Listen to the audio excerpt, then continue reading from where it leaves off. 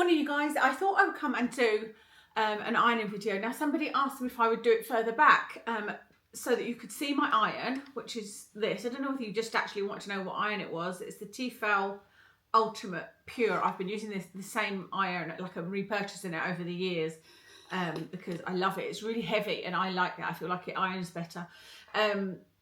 And you wanted to see what I was ironing. Honestly, it's really boring, especially today. I'm ironing some of Kev's work shirts and some of my pajamas and leggings. You know, there's nothing exciting here, but I thought I would try it and see what you think. And you can let me know if it's better like this or if it's better close up. It just doesn't feel like you're really far away. You know, it doesn't feel as personal. So like I said, we're going on holiday. Did I say we're going on holiday today? And how have I got time to be doing a video and ironing? Well, I've packed everything. I'm actually in my pajamas. This is my, well, I think you call it loungewear. And so this will just be going straight in the wash when I put my clothes on. But it's to be raining where we're going for a walk. So I'm going to put my waterproofs on. So I'm just going to put all that on at the last minute. And yeah, I've packed and everything. I'm ready to go. Kev is away at the driving range. I sent him away because otherwise he's just kind of getting in the way. Do you know what I mean? When I'm like trying to organise the house and thinking, he's like, what about this and what? And I'm like, just go to the driving range. And then he literally takes 5 minutes to pack his bag and I do all of Watson's stuff. So that's fine. So he's at the driving range. Watson is with the walker and we always send him on a walk. Well, always, we have done for the last couple of years before we go on holiday because it actually makes him less anxious because he gets anxious going on holiday because he's a boy that likes to know, you know, he likes things he knows. He's not that interested in new things. So if we send him on a walk, it means that when I'm doing all the packing and when Kev gets back, he'll load the car. Watson's not here to see it and he doesn't tend to get as anxious then. So hopefully that will work and he will enjoy his holiday because there has been times where we've got there and Watson wouldn't eat. There's been a couple of times where he won't eat and I've taken him a different delicious food that I'm hoping won't upset his tummy to try and encourage him to eat. He does have this food. It's a wet food that he has but he just has a little bit on a licky mat, so I'm going to give him a half of that. Anyway, I wanted to come and tell you about a development to do with the sidekick, and it's one of those things where it's like, oh wow, it's amazing, and it is amazing, and I'm going to take it as amazing, but I think I can kind of explain it away. So let me tell you what happened. So when I was seeing the psychic, I think I said to you guys that I had talked to my dad. I sometimes talk to him via the teddy that I've got with his shirt, you know, made of his shirt. And I said to him, if you could tell the psychic something specific, because that's what they tell you in books. Like if you want to hear from your loved one, tell them something specific and say it out loud or write it down or something like that, you know. So I said to Dad, could you get somebody to say, or show me Ceylon Silver Girl? Because as you guys may or may not know, that is what my dad used to say to me. There's a whole, it's a verse of a song. It's a Simon and Garfunkel song, and he used to say to me, "Ceylon Silver Girl, your time has come to shine. All your dreams are on their way." And he used to say, "I'm sailing right behind you." And he'd say bits and pieces of that, like in text or an email, or he'd say it to me. I remember once I was nervous about going to the doctors, and he just said, "Ceylon Silver Girl," you know. So I said, "Can you get somebody to show me or say or get me to see Ceylon Silver Girl?" And I said it could be either Silver Girl. This is me chatting away like a crazy person to my dad. I said it could be just Ceylon or it could just be Silver Girl. Either of those would be specific enough for me. And I left it. Well, as you know, I saw the psychic and it wasn't very good. She wasn't very good. Or I didn't. It wasn't very good for me. Not saying she's not very good. I don't know that. And obviously, you know, nothing to do with Ceylon or Silver Girl was said. And so I'd kind of forgotten about that. So then in the following days, I was starting to prepare for this holiday that we're going on today. And with that I was thinking, what will we put on in the car? Because normally we have silence, but my head has been a little bit better lately. And we've been listening to podcasts normally about dogs. And I thought, I wonder if I could listen to some music, you know, because I do like music. But Kev and I struggle sometimes to find stuff that like I like, who's the one that, Teddy Swims, is he called? Teddy Swims? I think he is called Teddy Swims. And he sings Bad Dreams, and it's what I love that song, absolutely love it. And I like Van Morrison and Bob Dylan and a lot of country music, and we just haven't got the same taste in music. Anyway, I thought, I know that Kev likes Lionel Richie, so let me see what Lionel Richie albums there are. And there are so many, there are literally so many. So I was like, I just chose one and downloaded it, you know. But actually I was going to download a couple of the songs, but I was noticing that the price of the album on iTunes was actually cheaper than buying the individual songs, so I just downloaded an album. Anyway, that was that. And then I went out to the shops the other day, and I thought, let me start listening to some of the songs and let me see if there's any songs that I, you know, how many songs I know on this album. So I was in the car park downstairs, you know, because obviously I wouldn't do it when I'm driving, but I wanted to put some music on before I left. And I'm looking at the list, and up pops Ceylon. So there's the list of songs, and it said, and one of them was called Ceylon, and I was like, I just sat looking at it, and I was like, oh, is that you, Dad? And I was like, oh my God, that's amazing, because I never download music, because my head doesn't allow me really to listen to music very often. I was going to buy individual songs, but I bought the album because it was cheaper. And it's Ceylon, exactly what I asked for. And I didn't even know that Lionel Richie had a song called Ceylon, you know. And I was thinking, I wonder if I'll recognise it when I listen to it. I actually listened to it yesterday, and I do know it. I find it a sad song, actually, when I listen to that one. So yeah, what do you guys think about that? Let me tell you what I thought after I thought about it for a moment. And also I'm reading in a book which is quite good, actually, called The Signs by Dr. Nadine somebody. I'd seen her on the CEO podcast, and she lost her husband to leukemia, I think, and I think she said on the podcast that she was in touch with him, but listening to The Signs, it's more about your intuition. Anyway, what was I going to tell you? Yeah, I was going to tell you what I thought. So after I thought about it, I was like, you know what? I don't think it was Dad saying that to me. Unfortunately, I really, really, really wish it was. And I'm such a cynic. And it brings me back to this friend I had, Fiona, we talked about it once, and she was like, you're not going to believe it. You've just got, kind of like my sister was saying, I'm closed-minded. She was saying, you're just not going to believe anything. It doesn't matter what happened. You'd be able to explain it away and say it's not that. And she's probably right. And I don't know why I'm like this, but anyway, I was thinking, what I've done is I've manifested it. This is exactly what manifesting is. Manifesting is you decide what you want and you either say it out loud or you write it down. There's no good just thinking about it. Hold on a second. Needed my little lint roller. There's all fluff on this for some reason. I prefer to use this before I iron it, but yeah, manifesting is you say something out loud, and then you just kind of leave it with the universe or whoever you think you're leaving it with. Let me just have a drink. Why is there a bit of grass in my drink?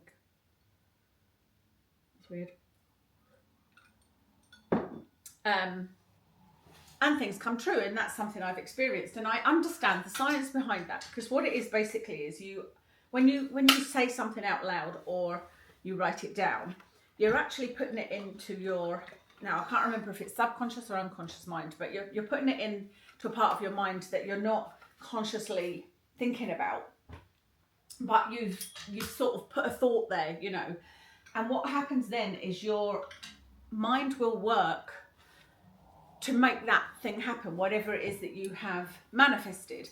And so one example is that when a few years ago I was thinking about, oh God, how could Kev and I move, you know, and I was like, we can't afford to, you know, every house I've looked at online it's just too expensive, and you know, to have our own front door and all of that.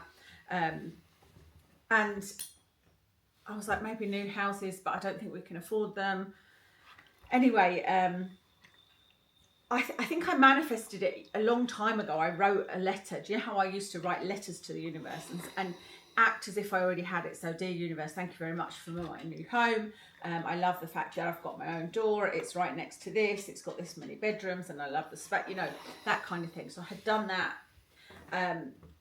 and I kind of put it out of my mind. I was just like, you know, we're not going to be able to move. And then I was driving Watson to one of our favourite walks. And there was a billboard, and it was advertising about these particular houses, and it was houses in a place that I had never thought of, and it was new houses, and I hadn't really thought about that too much. I just thought, I probably can't afford them, you know. And my point being, I don't think I would have noticed that billboard. It was kind of in the middle of a lot of sort of other busy things, you know, and I don't think I would have actually paid attention to it, because we weren't actively looking for a house. It's just something I had told my subconscious, you know, that I would like a house with my own door and that kind of thing. And that's where I think it works, is you don't see the opportunities available to you to get the things that you have tried to manifest. You know, and Darren Brown, if you like Darren Brown, you may have seen the show where he had a guy on, and he walked through a marketplace, and there was a tenner on the ground, and the guy was saying that he thought he was unlucky. He's just like, I'm so unlucky, I'm always unlucky. And they walked through the marketplace, and the guy did not notice the tenner on the ground. When they got to the end of the marketplace, Darren Brown said to him, I just want you to say out loud, I'm lucky, I'm a lucky person. And they walked back through the marketplace, and he saw the tenner.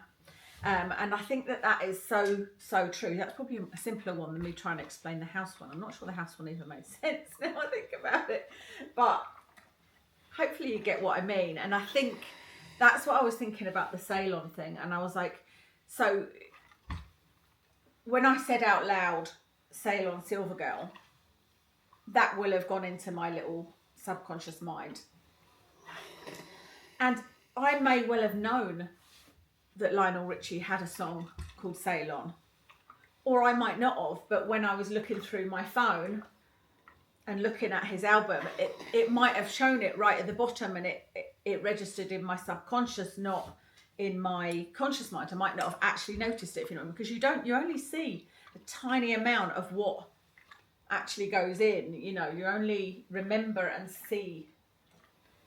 consciously see the things that are relevant. You don't see everything that you see, if that makes sense. And so I may have, it may have clocked in my brain that there was Ceylon, and I had told my brain that I wanted to see something saying Ceylon, so it was like, download that, you know what I mean? So it's a shame that I can explain it away like that. And like I said, I would love to think that it was my dad. But I think that's what this book, The Signs, seems to be saying. It seems to be saying that, I love this sweatshirt. I might actually take this on holiday with me. It's from Mango, I think. Yeah, Mango. But it's just a lovely light pink, isn't it? Let's see how far Kev is away, because see, when I'm doing videos, if he comes in, I would jump out of my skin. I don't know why. He is currently on his way home, but he's still away. Yeah, still 25 minutes away. He is, after golfing, I think he's going to go and like fill the car up with petrol and do the oil and water or whatever else you need to do to a car. So that's my little psychic story. What was the other thing I was going to tell you? I was just thinking I was going to tell you something. I can feel this steam is taking away my curls, you know. See this, the way my hair is today? I don't love it. I'm really kind of puzzled by my hair. I don't know what to do. I keep thinking about having a fringe. I actually really like it long, but I feel like it's harder to do. Like everything's harder, you know. Curling it takes twice as long, because when it was down here, there's that much more to, you know, turn and curl. Washing it takes longer. You use more shampoo and conditioner. I don't know. I feel like it's more manageable at this length. But I curled it this morning with the Shark. You know, like the Dyson Airwrap, but I've got the Shark one. And that's something that takes a long time as well. But I thought, well, being as I've just had my hair cut, let me do that. And let me give it one more try, because I've used it a few times and my hair has just dropped, and I thought it's pointless spending all that time doing it if within like not even an hour, but you know, about that time I have no bounce or no curls or anything. But it seems to have worked better today, and I don't know whether that's just because my hair is shorter, you know. I think there's less heaviness to pull it down, so I think that's maybe why it's worked, because this was last night I did this, it wasn't today. This is a t-shirt that I got for Kev. It says, if I said I will do it, there's no need to remind me every 6 months. Which was just me kind of, you know, taking the pee out of him, because he's not somebody that will do something unless I like to say remind him. He doesn't say nag, because he says I'm not a nag, which is good. But sometimes I think I understand why women are nags, because if you've got a man like mine, I have to keep on saying, are you going to do this? Are you going to do this? Are you going to, you know. Although saying that, I asked him if he would waterproof Watson's new little house that we got him, or little bed with a roof. And we got him that because he likes to lay out there when it's raining. And even my arbor, Dad's arbor, is not waterproof. And we could have waterproofed the arbor, but it's quite high up. With Watson having arthritis at the moment, we don't really want him to jump off that. And also I worry you could fall off it, you know, just roly-poly and fall off the end. So, yeah, I asked Kev if he would do the roof, waterproof it, and he's done it. He's actually done it. So maybe I just need to tell him whatever I want him to do is for Watson, and he'll get it done quickly, you know. I'm sorry about ironing shirts. Oh, I was going to tell you about the saging. What I did do after the psychic reading I had was I saged the house, which is something that I did once. And I actually looked up, before I did it, I thought, let me just see if there's any science behind it. That's always what I do, see if there's anything behind this sage in a house. And actually there's compounds in the sage that could be antibacterial, and yeah, and I thought, yeah, why not? So it's not going to harm, you know, and I'll make sure I open all the doors and windows and whatnot. So I did that, and as I was doing it, I was manifesting having a good head, you know, because you can't manifest not having headaches, because when you use the word headache, that's what goes into your subconscious mind. So you need to be like, I'm going to be healthy this week, or this month coming, I'm going to have a clear head, you know, that kind of thing.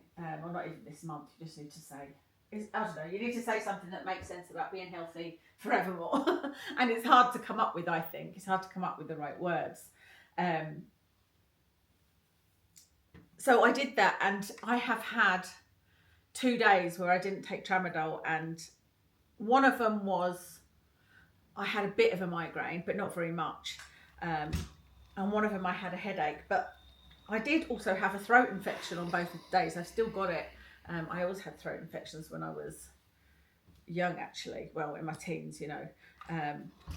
But I didn't take any tramadol. And one of them I would say is a sticker day. If you've been with me a while, you'll remember sticker days, which is basically my migraine diary. If I had a day where I didn't take any pain medication and I was able to get on with life and just didn't really notice migraines or anything, then I would put stickers in the book, and it was a sticker day. So that in itself is pretty amazing, because I've not had a sticker day for maybe even years. I honestly can't remember the last day before that day that I didn't take any pain relief, and yet I still had a normal day, I would call it, you know, where I did what I needed to do. I drove to the shops, tidied stuff up, you know, I just did a little bit of everything, and that's amazing. See, I'm just ironing pajamas now. This is really boring.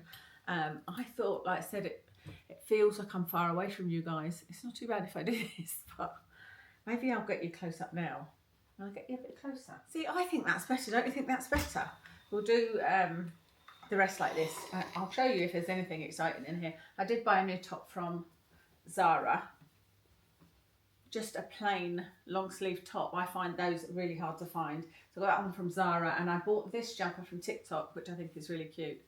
And it's actually really nice, surprisingly nice. So I think I'm going to get good wear out of that, because it's a thin jumper, and Yeah, I don't like thick jumpers. I think I don't like them since kind of being menopausal, you know, because I just never know what my temperature is going to be. I'm either going to be freezing cold or baking hot, you know. Anyway, I've been trying to go through my makeup and I've been trying to sort out my lipsticks. I just want to get to a place where I'm like, you know, I've got lipsticks that I know I'm going to put on and are going to look nice with things. And also I wanted to figure out the colours of my lipsticks. That might sound a bit weird, but you know how I recently discovered like wearing glasses and putting a light on, the LED light that I'm using today, even though it's bright outside, to see my makeup and to actually truly see the colours. I've been using that and trying to sort out my lipsticks, and wear a different one every day, and you know, see what I think. I haven't really got one on today. I put one on and it was way too pale, and so I just took it off again. But I don't know why when I put a lipstick on and eyeshadow, a lipstick with any kind of colour in it, I feel like a drag queen. I don't know why. Is that just, you know, is that age? Does anybody else feel like that? I feel like that sometimes even just with my makeup, but like even today I've not got that eyeshadow on. I've got, let me come and show you. I've got a sort of, I think it's a duochrome one by Natasha Denona. It's bright, isn't it? And it just doesn't feel right. It just doesn't feel right. And why is that? I would like to know, because I'm close to the point of just throwing the lipsticks out and saying, oh, don't bother. But I did find one lipstick that I loved, which was the Jaclyn Hill. It's called Outspoken, and it's a kind of corally colour. And it's really pretty. And I do remember that every time I wore that in videos, I would think, you know, when I watched it back, I would think that's really pretty. But I don't think she even does the lipsticks anymore. So at the point it dries out, you know, I won't have it. But I definitely only like liquid lipsticks, because I've got one matte lipstick, which I feel like is the perfect colour for me. And it's called Mehr, M-E-H-R. But it's not a matte lipstick, so I've only ever used that to sort of, almost like a lip balm. You know, if I've got one of those liquid lipsticks on and my lips are feeling dry and I'm still filming, because I normally take lipstick off at the end of filming, then I'll go over it with the MAC Mehr. So yeah, I don't know what to do. Like I said, I feel like checking them out, but I'm also aware that on a daily basis, when I don't wear lipstick, I look a bit deathly pale. You know, I feel like I need to brighten up my face, even though I'm wearing blusher. I feel like I need to brighten up my face with lipstick, and I'm just not loving. I'm not loving the whole lipstick experience. It's not just the looking like a drag queen thing. And that's no offence to drag queens, by the way. The makeup looks gorgeous. I just mean it always looks extra on me, you know, it doesn't look natural. And I'm watching people on TV and going, well, they're wearing eyeshadow and lipstick and it looks fine. Why doesn't it look like that on me? But I suppose I feel like that about everything in life. I don't know. I'm going to continue testing all the lipsticks I've got. I've thrown away quite a few. I don't want to wear something that's not liquid lipstick. I know that, because even with liquid lipstick, it ends up coming off because I put on lip balm on top of it, you know, which then means it's not waterproof or it's not foolproof. But yeah, I don't want the hassle of lipstick. I don't want it going everywhere. I kiss Watson a lot. You know, I just don't want it all over the cups, and no, definitely don't want that. Anyway, the other thing I wanted to mention to you is the Dignitas comment that I made in the last video. And it's so funny because one of you said, you can't just throw Dignitas on us, and in a nice way. It was a lovely comment. And I thought, yeah, it's nice that somebody's sort of acknowledged it and noticed that, because obviously it's a huge thing. And the funny thing was, somebody else said, you seem very fulfilled in your life or something like that. And I thought, how ironic is that? Because that video was me saying that somebody else had said that in a previous video, and that I wasn't really fulfilled because I'm unwell most days. I feel unwell most days, and I'm just over it. But thankfully, the gabapentin has given me some life back, so I can, at least on days that I'm not allowed to take pain relief, I can, you know, potter around the house and do stuff. But at the time I was talking about Dignitas, or thinking about Dignitas, was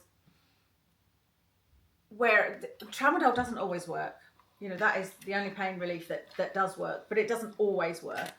And I seem to go through phases of my headache being way, way worse.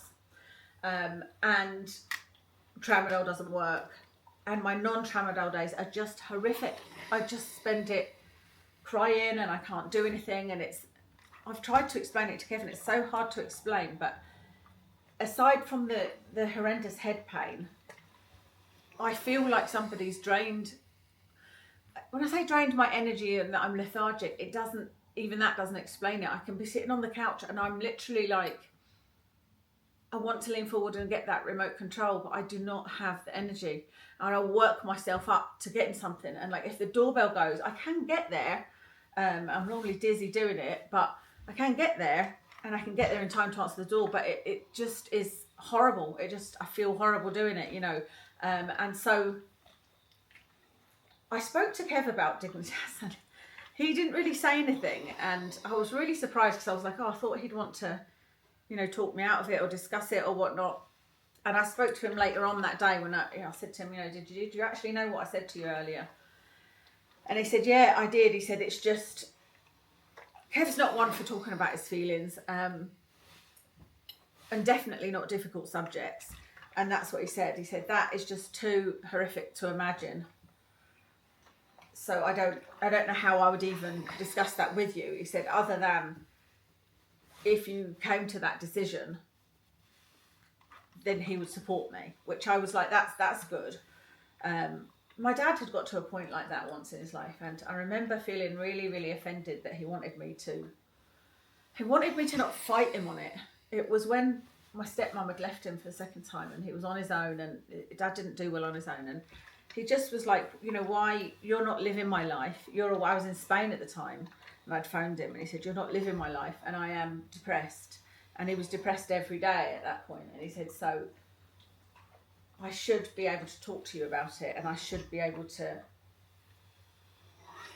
you know, end my life if that's what I want. And I don't know. I mean, my dad could talk you into anything, really. And he did talk me into thinking, okay, it's unfair of me to not consider your feelings, kind of thing, and that's what you want to do. Anyway, with the Dignitas thing, I knew that I would only be telling Kev and my best friend. So I talked to Kevin, who said like he would support me, but I said you wouldn't be able to come with me because you'd get arrested. I didn't even know if I would have been an option. I would never have done it whilst Watson was here because he needs me and I wouldn't leave him. But I think it takes years to do, and it's like if in years I'm still not living, every single day I wake up and I'm like, I'm not going to be able to get anything done today. Am I going to be in horrendous pain today?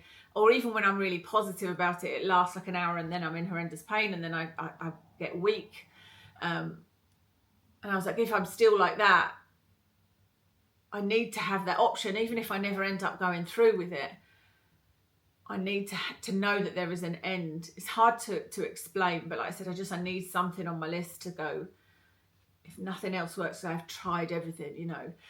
Anyway, so I told Kevin, he said he would support me, but he just didn't really want to speak about it. It's the same when I've tried to speak about Watson's end of life. I want to take Watson to a crematorium in Fife where you can do that. And I want his final journey to be with me holding him. And I know that, you know, rigor mortis might have set in, and Kev's very not anti that. He'll support me doing it, but he said, well, you can sit in the back. He said, that would not be my Watson. And he said, well, the minute that he's gone.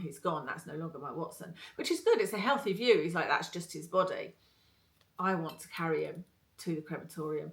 I think this part of me wants to make sure that he's actually dead, which is weird, isn't it? I just want to make sure he's properly gone and not going to be frightened and, you know, maybe still there.